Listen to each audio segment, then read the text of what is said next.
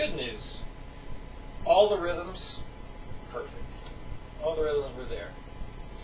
The one bend riff that you did record, let's go over that. I mean, it's pretty close.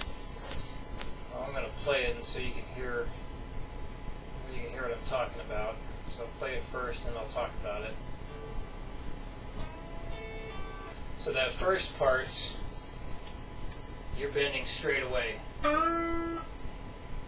If you look at the tab, it has you pick and then bend. It's a pick, then bend. It's not a pick and bend straight away. So you have to make it like a boom, boom. So those two need to be separated. Let's go back to the beginning. Now, after you did your pull off, it sounded like you stopped holding that D string. And so that part where you're supposed to let it ring out together, I didn't hear that.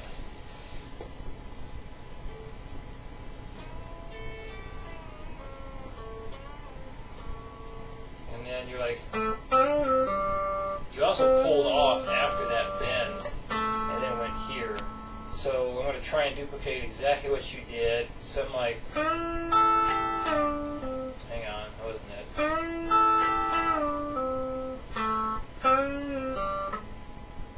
Do that again. So it's basically what you did. Hang on.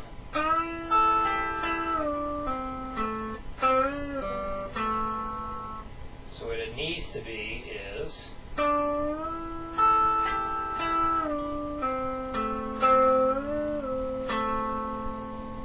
those two notes are still ringing out. That's one thing that makes this bend riff so hard, is because you gotta hold that D string the entire time you're doing that bend. So you got your pick, then bend, E string, D string, G string, release, pull off, pick the D string, don't let go of it, pick the G string, pull it, whole step, release, do not pull off from that, and then you pick the D string again. So you don't want to let go of this after you're done bending either. So you might want to just practice that. So you want it to ring out together. Okay. The other thing, the finger tapping where you did this, whoops, that actually sounded pretty good. The only thing is, I don't think you're muting with your right hand on these lower strings because some of the strings are ringing out. The first one, let's listen to that.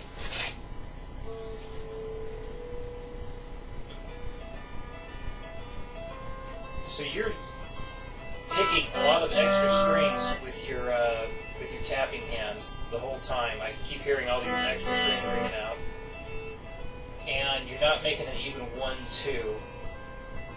Right now you got like a da da da da da da da da da da da da da. So you do like a bup up bup up bup up bup up instead of a da da da da da da da da da da da. That's what I mean by an even 2. It's got to be, every note has to be evenly spaced.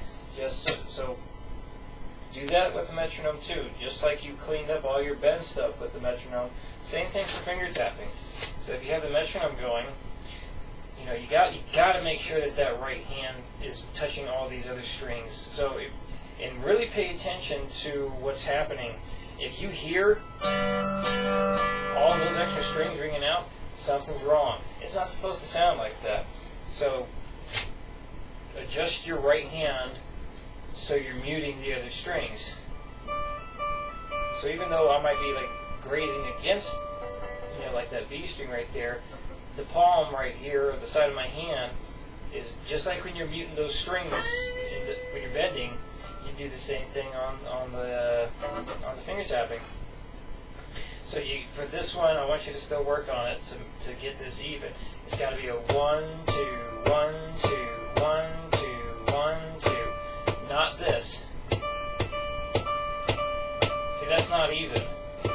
even though I'm tapping on every time my foot's going down, those two notes are not evenly spaced.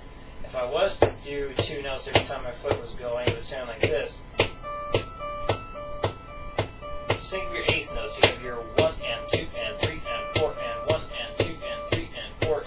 But for right now, do it slower than that. Just have your metronome go and aim for your tap is on a click and your pull off is on a click. So this way you have an easier time of lining it up and having it clean.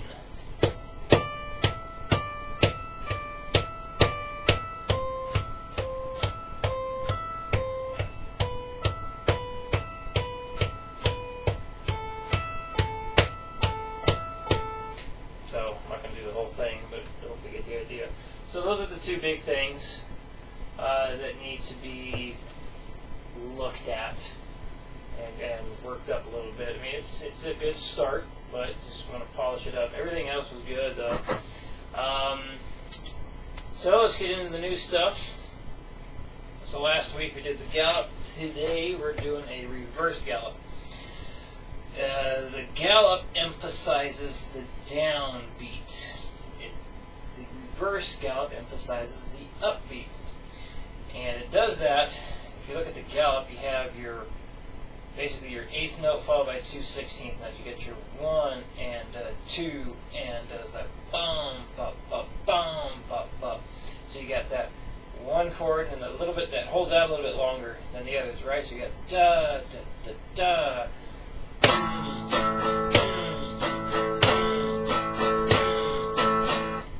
So it emphasizes the downbeat now. The reverse will emphasize the upbeats.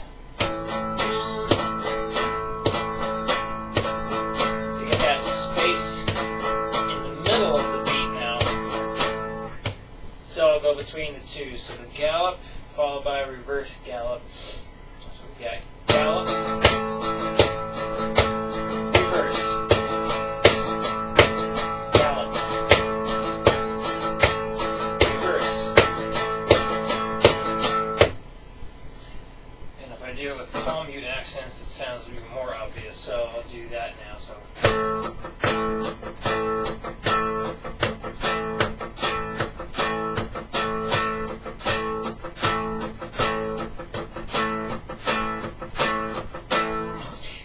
Enough of that.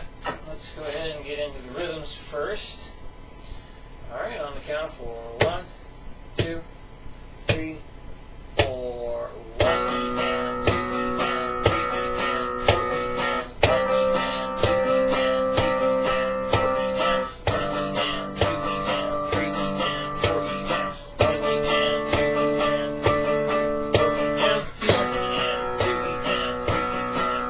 and 2 and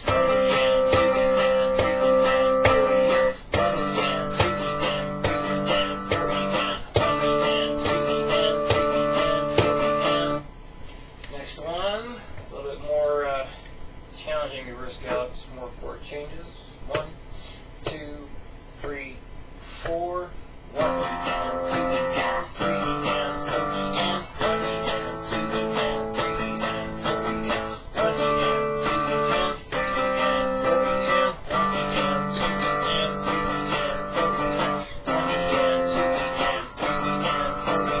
1 and 2 and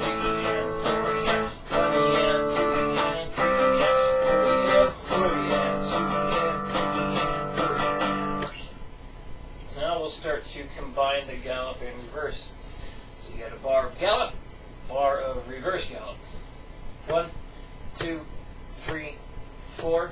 1 and 2 and 3 and 4 and 1 and 2 and 3 and 4 and 1 and 2 and 3 and 4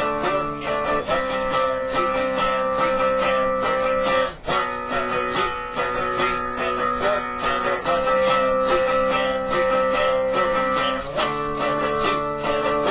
4 and 1 and 2 and 3 and 4 and the last one. We're going to do a bar of reverse gallop first, then a bar of gallop. 1, 2, 3, 4. 1 and 2 and 3 and 4 and 1 and 2 and 3 and 4 and 1 and 2 and 3 and 4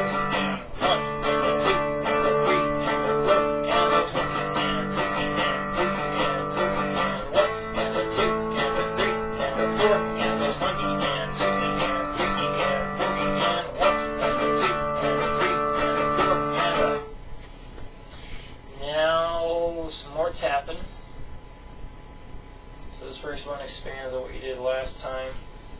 So it's going to go up the E string and down the B string. So the left hand's always on 5 and 8. Tapping, you're going to go 10, 12, 13, 15. Down to the B string, you go the same frets backwards. 15, 13, 12, 10. Here we go.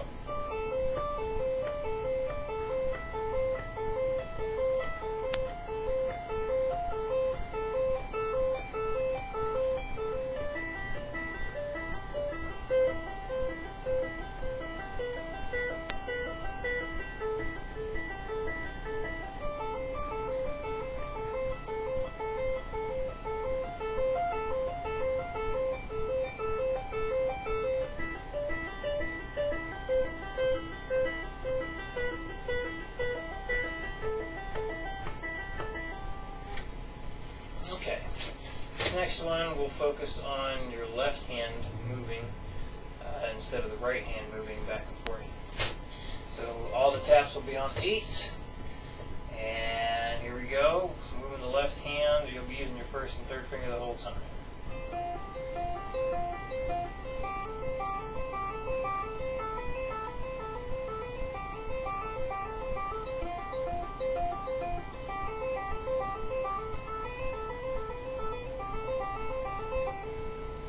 Doing this, you go to move, you're basically, when you tap, that's when you're sliding your hand over. So this way you don't hear the slide happen.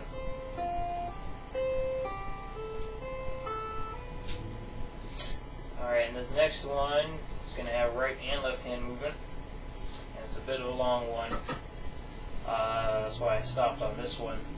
It usually proves to be a kind of challenging thing for most. But if you know your scale shapes really well, it makes it a lot easier.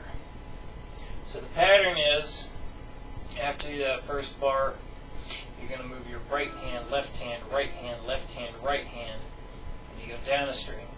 And once again, you go right hand, left hand, right hand, left hand, right hand. So it's not going to be the same frets on both strings because that's not how the scale shapes work. That would be going out of key. So just be mindful of that. Here we go.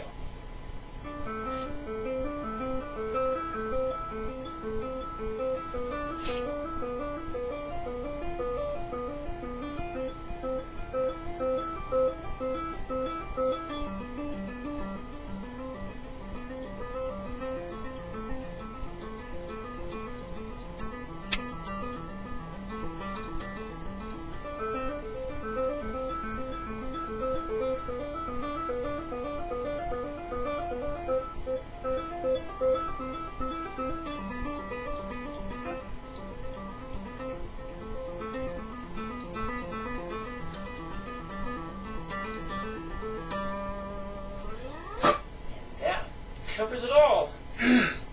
Alright. Well, I plan on seeing you here next week. And as always, if you got any questions, just let me know. But yeah, we'll get going again in a week.